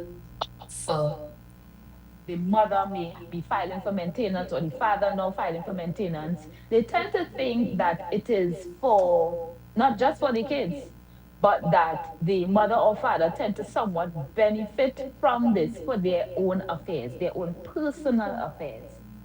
And in so doing, they tend to now try to withhold maintenance, not realize that they are spiting their own children. Correct. Because you can't expect somebody who is taking care of children to not take care of themselves as well. Correct, very much so. Right. So that is a circumstance that, the mind, I should say, the psyche of the individual in the moment really needs a shift where that is concerned. And what I, having conversation, and this is from one who I would say is a victim. And look, it came up recently, and I think it is noteworthy and something that should be mentioned. As it pertains to maintenance before the court, now they would have the option where the monies could be transferred either directly to the individual's bank account or through the court pay system of the court.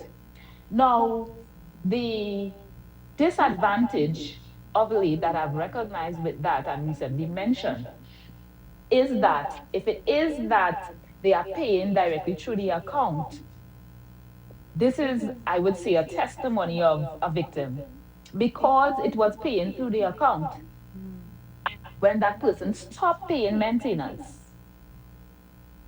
over a period of time and now makes an attempt to get a warrant because they are basically up in arms now in taking care of this person's children. Well, not this person's children, both of their kids. Sorry. So, in so doing, that warrant, they have been informed now, cannot be taken out unless the monies was being passed through the court pay system. So I would like for those that are listening to make note that someone has suffered this instance where, because it was going directly to the account and not through court pay, that they would have had basically no record that is needed now to be able to take out the official legal warrant. So, point to note that court pay is made available and an accessible means by which, is one that, the court has now made available for wants to be able to pay finances through. So you And can't be it should handing be people utilized. cash in hand, and or just depositing money or sending money, quote unquote, to people. You have to go through the Yes. official channels because the matter is before the court. So you have to use the systems of the court in order to pay that money. All right. Now, if you're just joining us, you're listening to Independence, and people are asking to open the phone line. Yes. So, do you mind taking some calls, Shannon? In the No meantime, problem, let's go see. ahead. Morning to Jennifer, Suzanne, Rosemary, Brand, Gloria. Thank you all very much. Remember to like and subscribe to the channel while you're there, and please pay attention to the Natasha. Did you post somebody? Did you post the bank account I did number? on Facebook, yes. Right. So yes, the bank account number. You could do it also on YouTube, and we thank you very, very much for your support and wanting to keep us going. We have some really great news for you, and I'm talking about news that can put Trinidad and Tobago on the map, and news that can. It so happened that the entity that we are going to highlight soon, was installed during this government's tenure. So I don't know if it's timely or coincident, but so stay tuned for that. We have some big news from our independency coming up that will, see us representing Trinidad and Tobago very soon. So that's as much I could put out there for now, but I just ask you to pray for us, continue to pray for us, and keep us on the air. All right, let's go to Before we do, I want Akenna to talk a little bit about her event. She's having an event in June. Yes, and we would like to give away some tickets. So it's an event for women called Unbroken, a Labor of Love Day Retreat. So tell us, please, very briefly, what inspired it and what can persons who attend expect from that space? Yes, so coming out in 2019, I would have started this event just to be a support to women. And this year, well, in all the years, part proceeds of the event go towards survivors of domestic violence. So it's a retreat for women. It's going to be on June 20th at Jenny's Ranch in Arima from 9 a.m. So we focus on several topics from nutrition to faith, trauma. It is not just geared towards domestic violence. And it really is a day for women to come and be empowered, to get the tools that they need to continue on in life, in business, for survivors, in whatever aspect. So it's a full day. You can look it up on Instagram or Facebook. Just look up Labor of Love or type in my name, Akenna Cyrus or Akenna Kublal, and it should be there. I have 2 tickets that I would leave up to Natasha to decide how she's going to give it away. But and also I try to give away a huge percentage as well to survivors. You know, a lot of women tend to want to go to these things, but they can't afford it. And obviously, I can't afford to keep an event for free. so it has to be ticketed. So what I ask people to do is, hey, if you can't make it and you want to support somebody, you want to sponsor somebody, please do, because sometimes people need a learning space. It's a learning and a healing space that they can go to for one day where they could get community, and then sometimes they come to that event and it changes their life. So this is the 7th year of having it, and I am really looking forward to supporting the women on the day. Nice. Okay. All right. I hope you all, and let's see who could probably get a ticket this morning here. And before I go, I want you all to remind me, Natasha, about that incident that took place at a government office with me on Monday going here. In front of senior citizens, in front of staff in a government building. A mother paraded herself in the most undignified way. And this is when I realized that we really asking the police here and government by extension to broke magic, you know. Because some parents actually grooming what we experiencing right now. And I'll tell you about it. Let's go to the line 6223937. And thank you again. Remember to like and subscribe to the channel. And let's go with our first call. Hello, good morning. Good morning. Hello, good morning. Hello? Yes, go ahead. Sir. Good afternoon to the team there. I just want to give a party. First to begin, I am a domestic counselor, right? I studied in Barbados. A domestic counselor. An idea was a police also, but I want to say something. Now, I heard the program.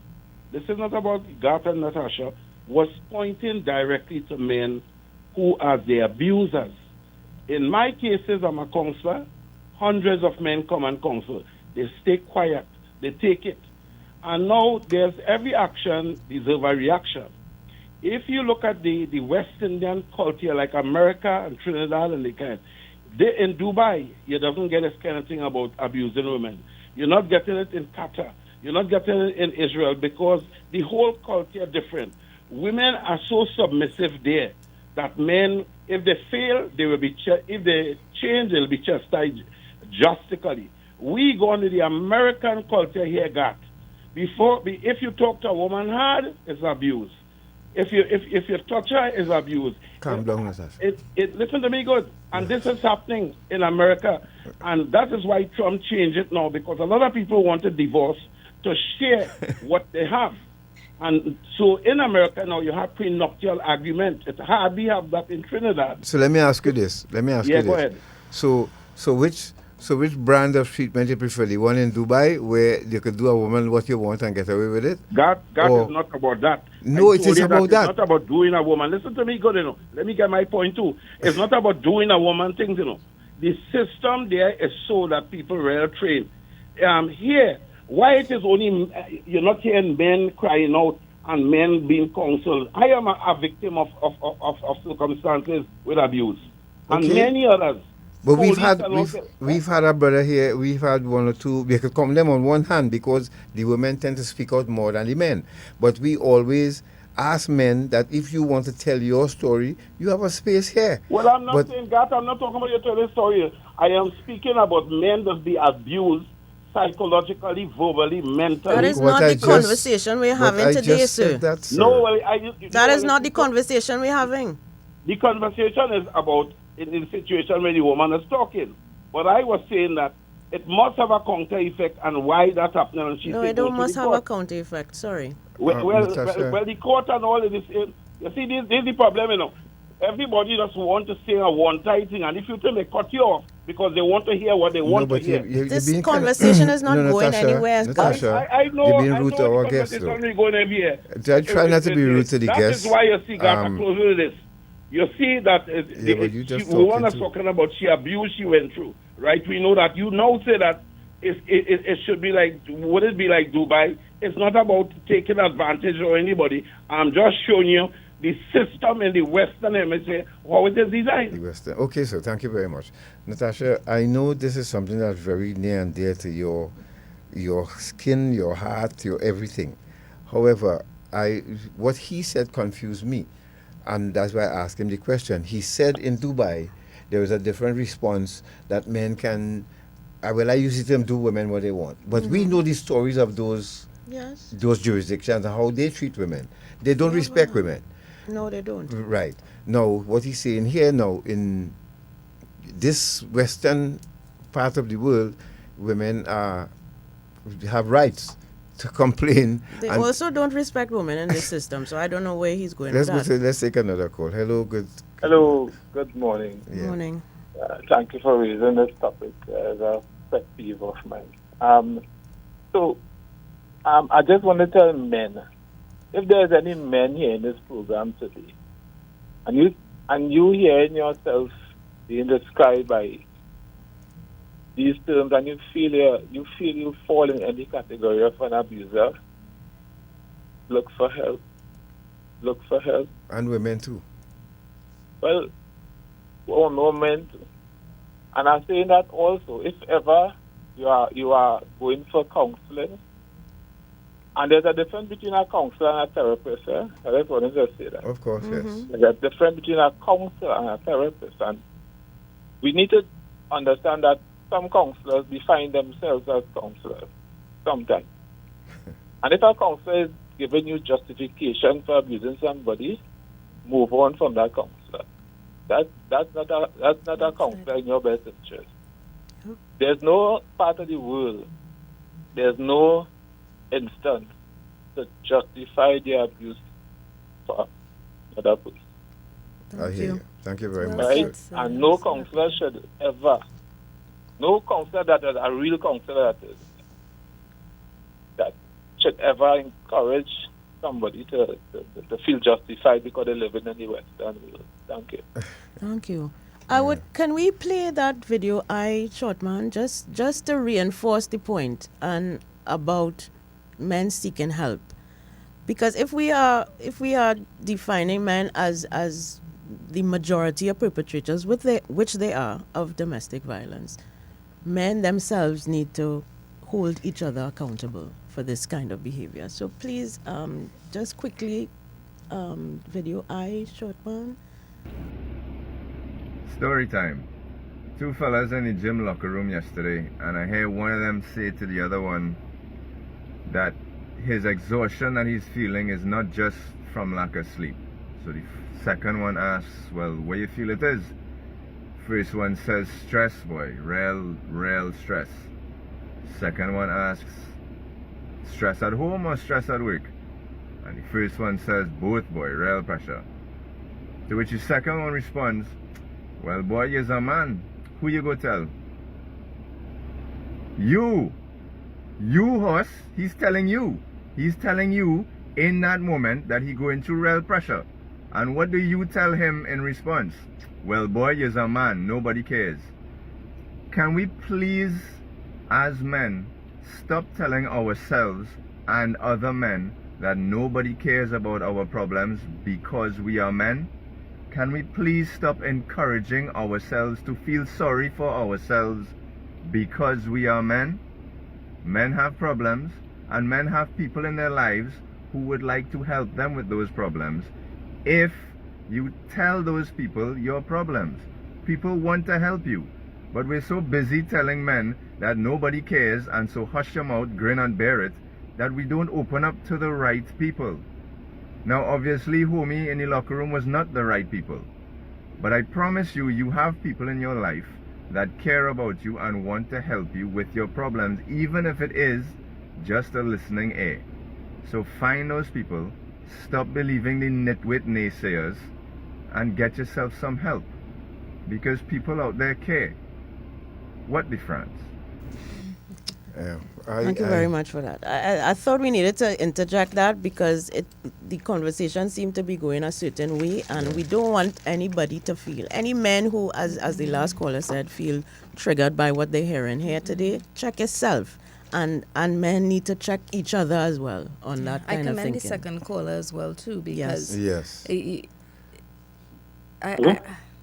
Yeah, go ahead. Hi, good morning. It's strange we getting so many men callers this morning. Yeah, hello, morning. Good morning.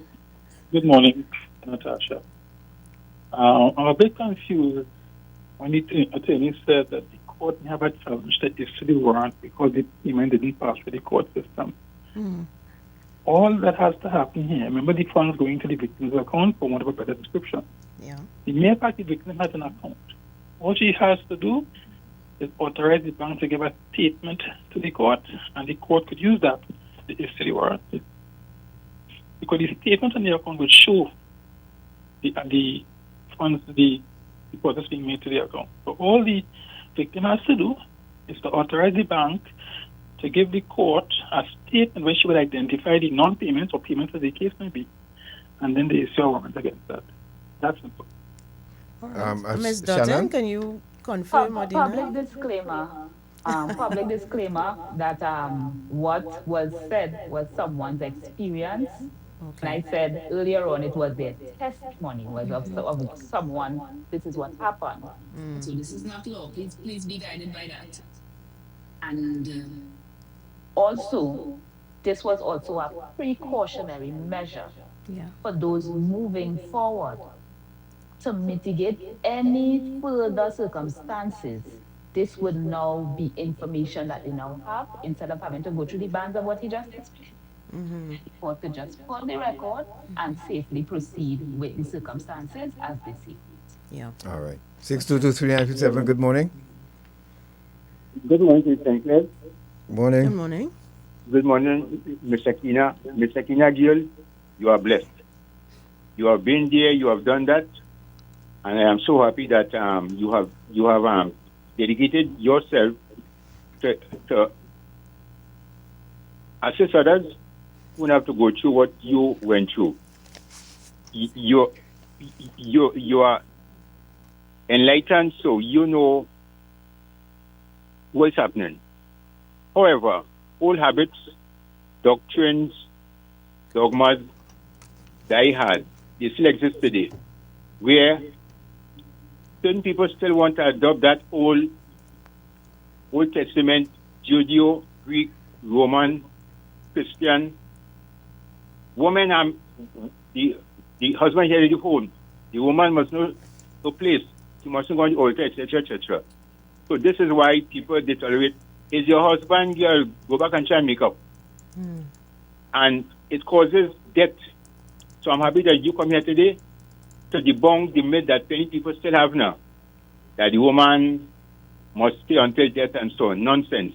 Good. So once more, continue what you're doing, and I hope that people will recognize your work and give you a national award, even though that might mean nothing. You deserve it. Ms. Akenna, you are blessed. God bless. Safe trip home. No respect at Natasha. Thank you very much, sir. And Thank I you. want to say to the first caller, Natasha has very little tolerance for this when dealing with this topic. Correct. We have butted heads many times at home discussing this. Witness. The thing is, there are some men who are intimidated by intelligent women and women who can match them toe-to-toe verbally and intellectually. I am not. So it's always a ring down back and forth with Natasha, but by the end of the day, I respect her opinion. And so, don't mind she sounds sort of caustic sometimes. She's very passionate about this, and I guess it's her mother she got that from. You know, because the mother had zero tolerance for any kind of justification of this kind of thing, right? So, understand that. Hello, good morning. Any questions for your attorney? And the tickets, I think, our Yes, we Facebook would like ladies. to give away 2 tickets to a lady caller. Good morning. Thank you very much. One, I would love to have the opportunity to have a ticket. 2, I Yay. would love to get the contact number for that attorney. I have a serious situation that I need to air. Thank you all, Gat and Natasha, immensely. Well, how, All so right, how are we getting on to getting you? on to you? You want to can you call us? Call Call the number downstairs. downstairs. I will try the call back. I'll have to top up my phone, but I really need air on this. Or could Shortman take a number for you now? Yes. We will take his. Yes. He needs a pen, God. Give him a pen, please. We're gonna take your number and we'll reach back out to you, right? Thank you so very much. You're welcome, and you'll get the ticket as well, right? Thank you very much. Okay. All right. Let's go quickly. 6223937. Hello. Yes. So attorney, you see how you this topic. It seems as though so you could take the number right there. Oh, I know it wasn't coming up on your screen. Oh gosh. Yes. We thought, ma'am, could you call 622-4955?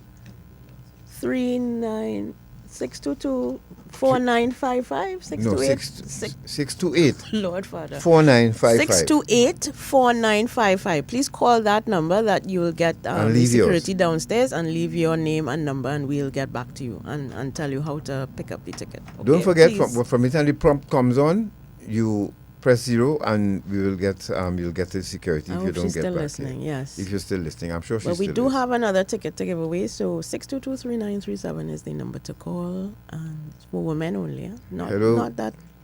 Hello. Good morning. Man can call, but. Hello. I remember listening to Natasha one time on radio, and I was so angry.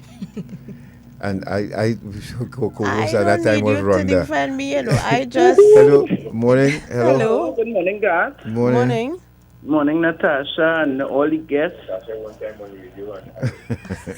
Turn off your radio, please. So, go ahead.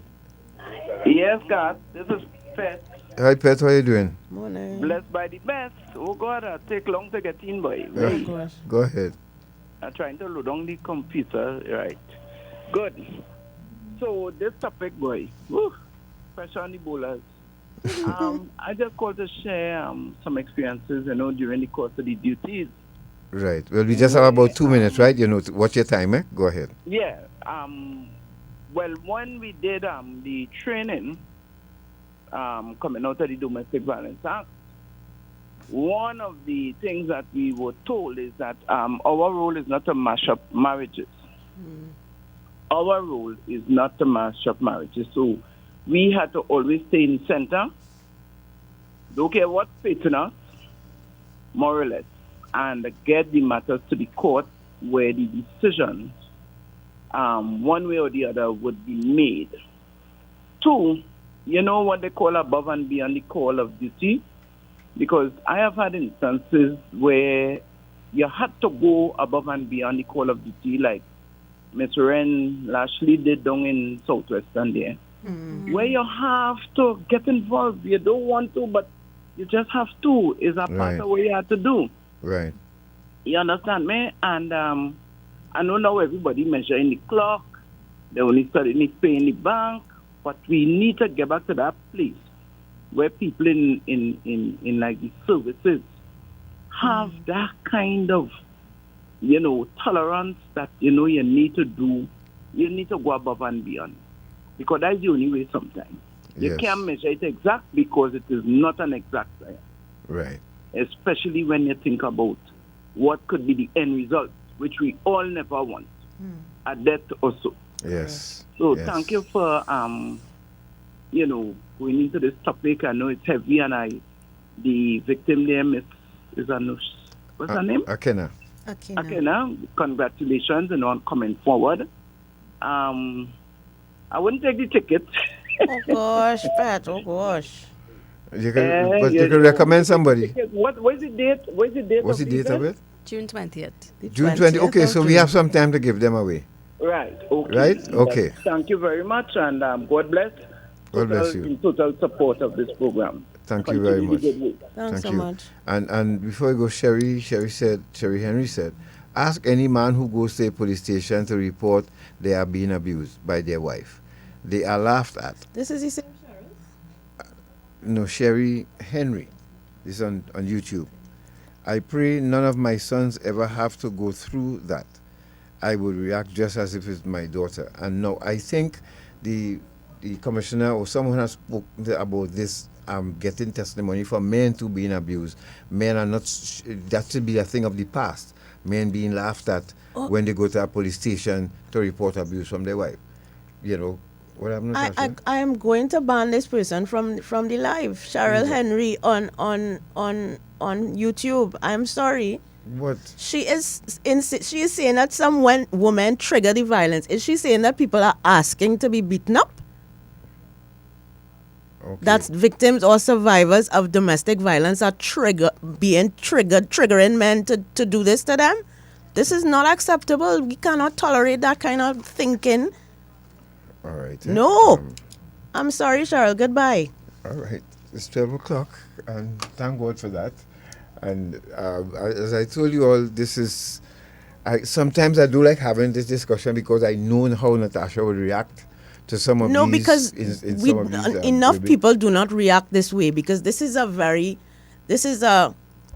people might say it's emotional. Yes, it's emotional because when people are being hurt and being harmed and afraid to speak up about it, and the people who are causing the harm are not being named and shamed, it is a very emotional thing to deal with, for me at least, and far less for the person who is experiencing the harm.